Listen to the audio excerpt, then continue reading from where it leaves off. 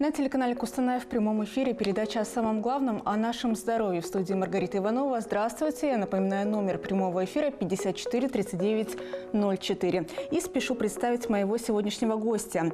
Ассоциированный профессор, доцент РАН, врач высшей категории, врач-невролог Сабит Султангазин. Здравствуйте. Здравствуйте. Рада вас приветствовать в нашей студии. Спасибо. И говорим мы сегодня про такую очень важную вещь, очень мощное заболевание, которое из года в год поражает миллионов людей по всему миру. Это инсульт. Давайте расскажем, что же это за заболевание, какие основные симптомы, как оно появляется и как его распознать нашим зрителям. Уважаемые телезрители, действительно, инсульт – это глобальная проблема всего общества, нашего государства, также мира. Инсульт – это как сердечно-сосудистая катастрофа считается. Инсульт – это острое нарушение мозгового кровообращения вследствие повреждения сосудов головного мозга, которые проявляются основными симптомами. Это в первую очередь резкая головная боль, нарушение речи, онемение и слабость правых верхних, нижних конечностей или левых верхних, нижних конечностей, а также области щеки, области лица, судороги и нарушение шаткости походки. Вот основные те симптомы, которые характерны для этого заболевания. То есть, кроме этого, инсульт можно предотвратить это заболевание, чтобы не было. Для этого нужно знать причины. Причин очень много. Основные причины – это в первую очередь мы подразделяем как модифицирующие причины, которым можно управлять эти заболевания, и которые неуправляемы. В первую очередь, неуправляемые причины – это наша генетика, наша предрасположенность к развитию этого инсульта. Если у вас близких родственников какие-то были, то, естественно, риск развития инсульта возрастает. И второе – модифицирующие факторы, которые управляемые. Это артериальная гипертензия, курение, нервно-эмоциональный стресс, избыточная масса тела, заболевания такие, как сахарный диабет, заболевания сердечно-сосудистой системы, ишемическая болезнь сердца, стенокардия, напряжение, заболевания периферических сосудов, атеросклероз, сосудистой свертывающей системы, а также вот эти факторы и вредные, именно самые главные вредные факторы, это играет именно существенную причину развития к этому болезни. Поэтому У нас есть первый звонок, давайте принимать. Здравствуйте, вы в эфире. Добрый день. Здравствуйте. Меня зовут Арван. Ваш вопрос? Вот, пользуясь случаем, хотел бы узнать поподробнее, часто ли бывают случаи инсульта именно у молодых людей? В данном случае, спасибо, такой вопрос. Инсульт, да, инсульт помолодел. Если раньше считал, что инсульт в основном касается пенсионного возраста, то есть пожилого возраста, естественно, в молодом возрасте инсульт часто встречается в практике врачебной, то есть этот инсульт. Поэтому сейчас я говорю, что как основные, как артериальная гипертензия и заболевания сердечно-сосудистой системы увеличилось, естественно, помолодел инсульт. А если молодых все-таки поражает это заболевание, прогнозы у них более благоприятные или прогнозы – это вообще неблагодарное дело? Да. Прогнозы при повреждении, в зависимости мы делаем же инсульт, мы подразделяем несколько подтипов инсульта. То есть, поэтому здесь в основном у молодого возраста идут инсульты протекают тяжелым. Хорошо. Есть ли риск развития вторичного инсульта и в каких случаях? Риск развития вторичного инсульта есть. Во-первых, если человек, например, не соблюдает медицинские предписания врача. Второе, если он дальше продолжает вредные факторы, то есть курение, алкоголизм, употребление инъекционных, неинъекционных наркотических веществ и так далее, то естественно, будет риск развития инсульта увеличиваться. Вот часто бывает, что человек где-то сидит в компании, все хорошо, у него, да, улыбается, не знаю, какие-то анекдоты рассказывает, вдруг моментально происходит с ним что-то неладное, сразу окружающие это видят. Что важно? Сразу вызвать скорую или какие-то есть действия, которые можно предпринять окружающим, оказать первую помощь? И часто говорят, что 3,5 часа всего есть, да, чтобы осложнений не возникло. Да, в первую очередь, в данном случае я хочу сказать, любые вот эти основные, эти симптомы, которые я вам первоначально сказал, симптомы, они бывают при других заболеваниях. Но если вы видите у человека какие-то симптомы, естественно, в первую очередь звонок 103. Сказать у пациента просто подозрение на инсульт. Все, больше сейчас такой тактики нету. Отпускать его. Там привезут инсультное отделение, там же проведут обследование врачами-специалистами. Естественно, после этого установят предварительный диагноз, далее окончательный диагноз, и потом будет ясно. То есть, в первую очередь, звонок должен быть 103. Сейчас во многих поликлиниках есть школы инсульта. Да? Для чего они организованы? Как давно появилась эта тенденция? Да, школа инсульта, она была и давно. Она включала в себя, школа инсульта, включала в себя эта школа ИБС, артериальная гипертензия, и там включены были часы инсульта, в данном случае в нашей поликлинике. Но последние полгода в связи с ростом вот этих инсультов мы сделали школу, как называется теперь, школа инсульта, артериальной гипертензии и ишемической болезни сердца. То есть мы объединили в этот, чтобы людям было понятно. То есть в связи с ростом вот этих заболеваний инсульта в мире, в стране, и в связи с этим больше акцент делать, так как она более инвалидизирующее заболевание, более тяжелое заболевание, поэтому чтобы было больше внимания к этому патологии. Как проходит восстановление пациента, какие специалисты с ним занимаются? После выписки пациентов инсульта у нас были, то есть мультидисциплинарная бригада или мультидисциплинарная команда, которая осуществляет, руководителем является врач-невролог, и далее туда включает в себя это участковые врачи, участковые медицинские сестры, социальные работники, психологи, логопеды, инструктор ЛФК, реабилитолог, медсестра ЛФК, медсестра физиокабинета. То есть они после данного курса стационарного лечения проходят на амбулаторном уровне, где в кабинете реабилитации и проходят вот эти, то есть восстановление или помочь в жизненной ситуации. Сейчас небольшая пауза и внимание на экран.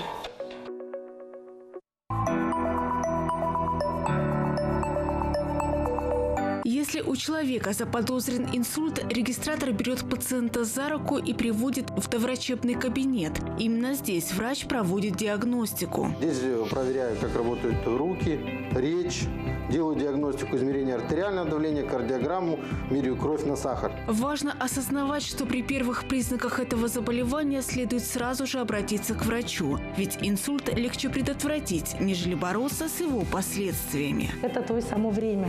Не пустить, так скажем, вот этих вот первых золотых 3,5 часов, в которых можно оказать максимальную помощь при инсульте. А в дальнейшем, если инсульт все-таки уже развился, есть какой-то неврологический дефицит у пациента, это нарушение речи или гемипарез, то есть слабость или затруднение движений в определенных конечностях, используется уже дальше второй этап – это реабилитация,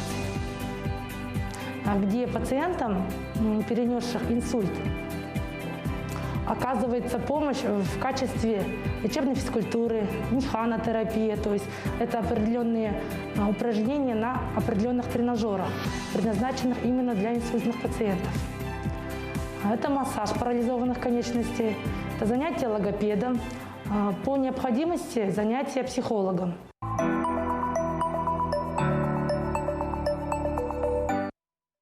Вот, кстати, насчет психолога. Депрессия часто возникает у тех, кто перенес инсульт? Да, я хочу сказать, одним из я забыл вам сообщить, что именно, не забыл, и напомнить, что именно нервно-эмоциональный стресс, это может потекать как отрицательные эмоции, как и положительные. Одним из этих выражений и явлений, это пониженное настроение, является одним из показателей развития депрессии. Депрессивные состояния, они наоборот усиливают развитие.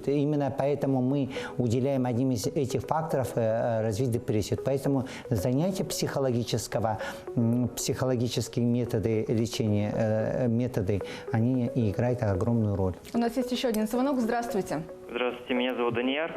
Здравствуйте. Вот если у меня частые головные боли, есть ли вероятность развития инсульта?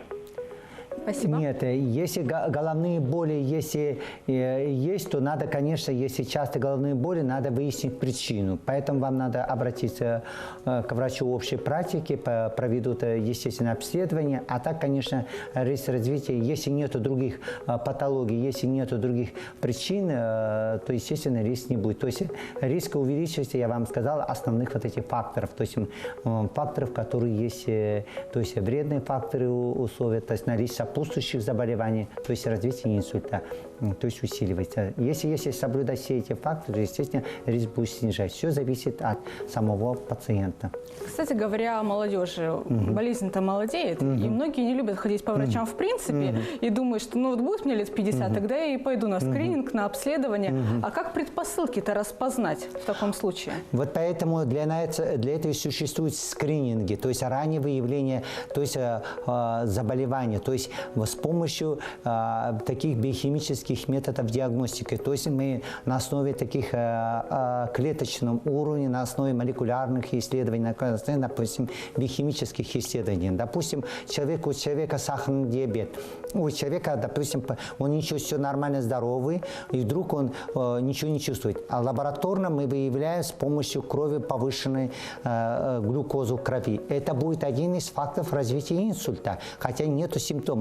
А если мы эту глюкозу крови будем лечить и будем назначим соответствующее лечение, естественно, инсульт будет то есть снизить. То же самое. Повышение, человек будет чувствовать нормально. Если человек, то есть повышение холестерина, то, естественно, он один из факторов развития атеросклеротических голящих сосудов головного мозга и всего организма нашего. Поэтому если холестерин высокий, назначаем соответствующую терапию, потом соответствующее лечение, если без эффекта, без медикаментозной терапии, без немедикаментозной терапии, и потом уже соответствующая медикаментозная терапия приводит к уменьшению, к риску развития. То есть здесь говорит о том, что нет симптомов, но надо проходить, каждый пациент должен хотя бы для себя проводить хотя бы раз посещение консультация врача.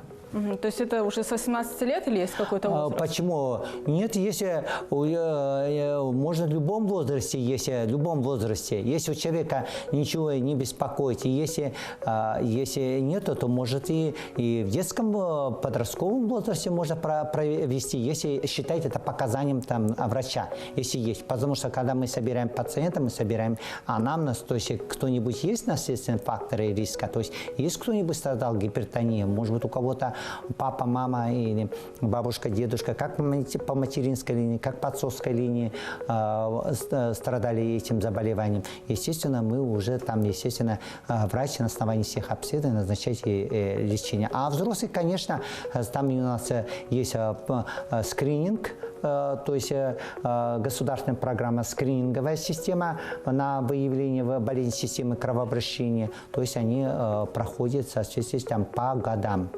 По годам. Каждый один раз в 2 года проходит. То есть, как при многих заболеваниях, генетика тут играет важную роль? Да, важную роль генетики играет. Но и генетику можно все равно управлять генетикой. Если генетика как таковой, если будет еще вот эти сопутствующие факторы, то, естественно, будет. А если вы регулируете эти сопутствующие факторы риска, то можно контролировать состояние. Многие зрители просили узнать, а детский инсульт вообще бывает? Детский инсульт, я же говорю, инсульт, мы сейчас, инсульты бывают все, то есть возраста. Мы перешли как всемирному, хочу сказать, как всемирному международная классификация болезней, и в связи с этим у нас детские инсульты регистрируются, входят в статистическую отчетность, то есть это и есть у нас, дети болеют. У нас есть еще один звонок. Здравствуйте. Здравствуйте. Как вас зовут? Здравствуйте. Олеся. Очень приятно. Ваш вопрос. Каким должен быть образ жизни у человека, переносшего инсульт? Какой должен быть образ жизни у человека, который перенес инсульт? Образ жизни, в первую очередь, это здоровый образ жизни. В первую очередь, это рациональное питание и сбалансированное питание. Питание, исключающее такие жиры, животные жиры, больше растительное происхождение. Как говорится, тугоплавкие жиры. Исключение пряности, соль. Соль должен быть в организме человека в день не менее 5 грамм. Поэтому в сутки, с учетом того, что вы солите, то есть добавляете первые блюда, добавляете вторые блюда, то есть вот это все должно быть. То есть такая диета.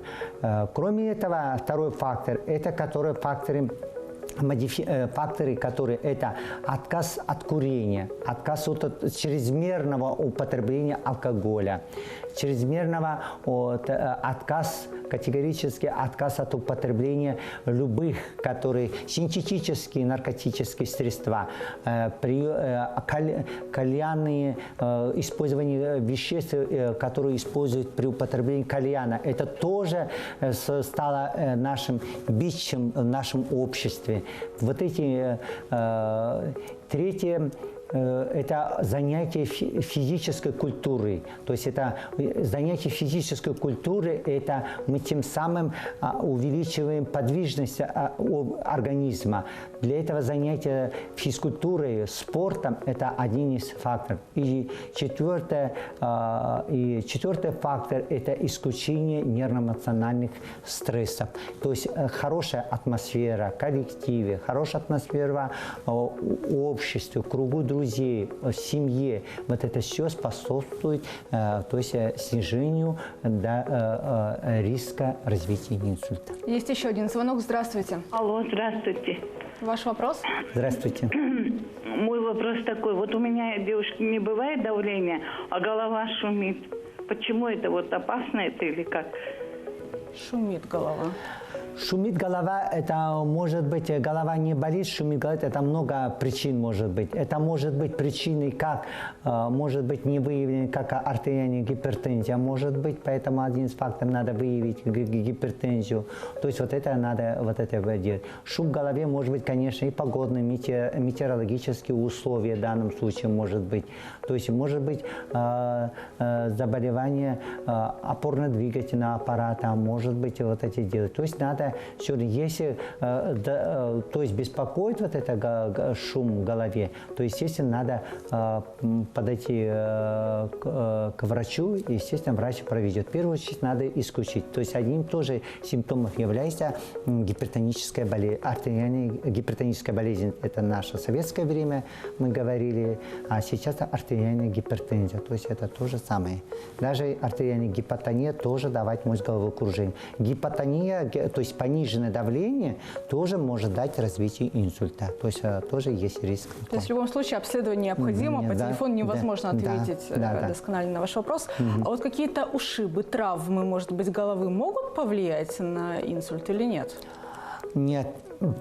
Ушибы, травмы головного мозга, они как бы не влияют, то есть развитие. Но если, то есть если действительно были там где-то очаги кровоизлияния, очаги какие-то, то естественно может быть. А так ушибы, конечно, это тоже надо исключить, потому что исключение случайных травм – это профилактика травматизма. Профилактика и травматизма, и профилактика инсульта. Небольшая пауза, внимание на экран.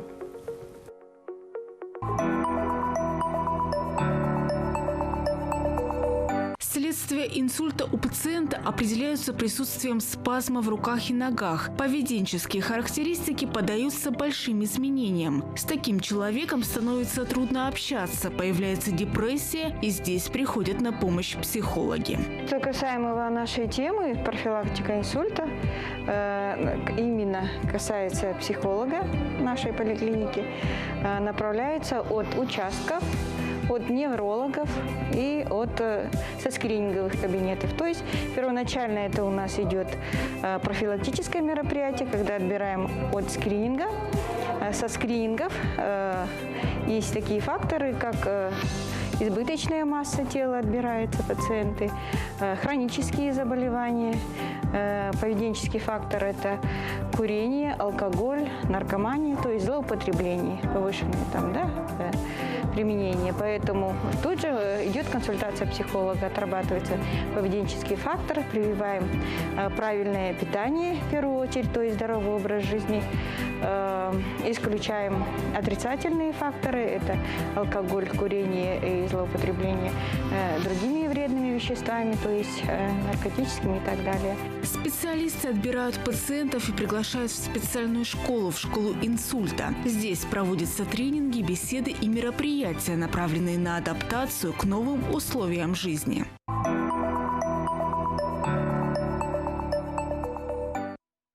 Не так много времени у нас, в принципе, остается. Давайте тогда сделаем упор на меры профилактики, потому что предотвратить болезнь всегда легче, да, чем потом бороться с последствиями. Пожалуйста, вам слово. Я хочу, чтобы и как мы в основном, как врачам, медицинским сестрам и также население должны знать. То есть медицина складывается, самое главное, профилактика – это именно, как говорили наши в свое время, медицине принадлежит будущее, профилактическое, именно профилактическое.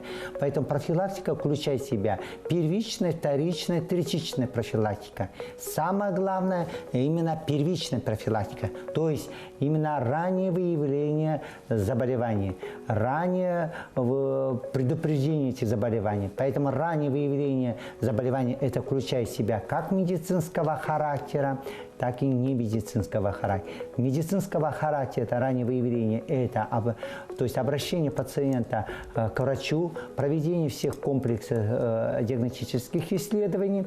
Если есть факторы риска, то есть, допустим, поведенческие факторы, это то, что посещение школы. Если вы артериальную гипертензию выявили, то есть по обращению в школу инсульта, артериальной гипертензии. Вот это первичное. Если, чтобы человек уже мог знать, что предвидеть, какие состояния. Вот это первичная профилактика. Теперь, когда уже человеку случилась эта болезнь, это будет уже считаться уже вторичная профилактика. Для чего? Уже пациенту уже случился, допустим, у него ничего нету, не было, все нормально, проходил и случилось всяких причин. Мы говорим, инсульт – это такое заболевание, которое полиэтиологическое заболевание, то есть много причин, которые приводят.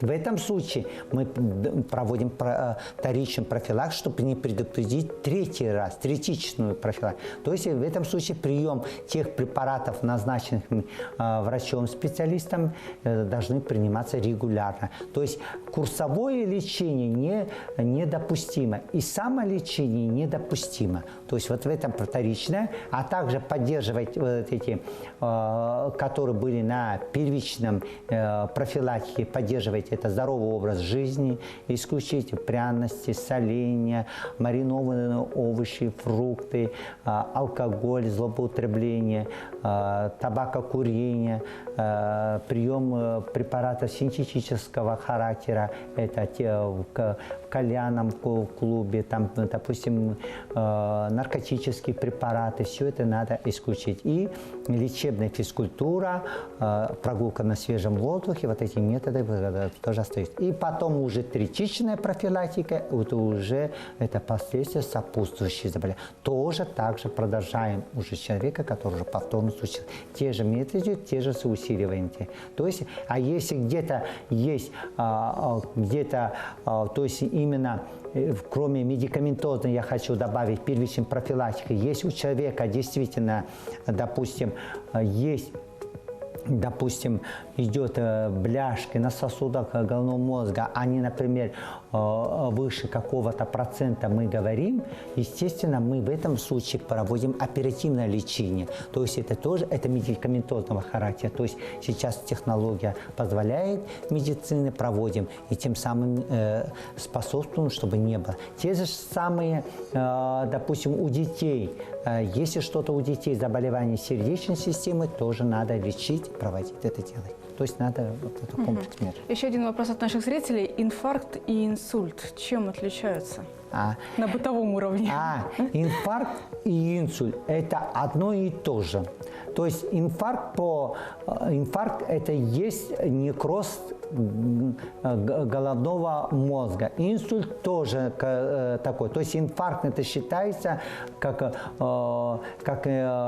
инфаркт миокарда сердечной мышцы, также инфаркт головного мозга. Это то же самое. То есть инсульт это инфаркт, это одно и то же. То есть мы просто различаем, то есть по методам нейровизуализации, то есть по методам диагностических исследований, обследований, и по поводу этого мы отличаем, мы уже делим уже. То есть допустим, я же говорю, уже несколько типов отличается. Инсульт, уже я не буду уклиниваться, медицинские термины, различать там несколько типов. Вот на основании этого типа, если он будет, допустим, будет ишемического типа, допустим, это будет типа инфаркт будем ставить как международная классификация болезни, а если будет, допустим, геморрагического типа, там какого-то вот такого типа, то мы ставим уже инсульт по геморрагическому типу, уже более расшифровку. Но специфика, то есть термины одно и то же, то есть различаем острый и вот этот процесс.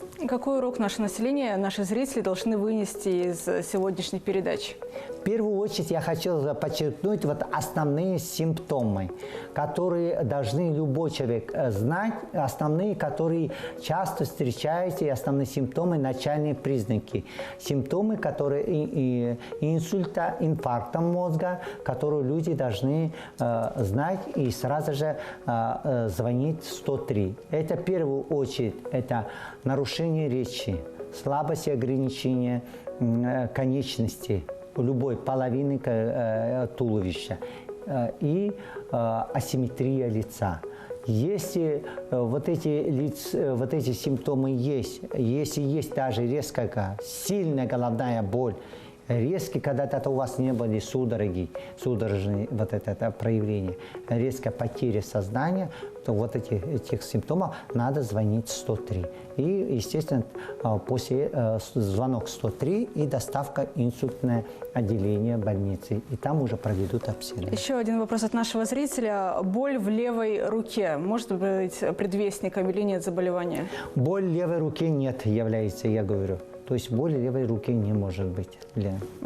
Хорошо, у нас уже конец эфира, 1 минута до его окончания. Ваши пожелания нашим зрителям, и мы заканчиваем.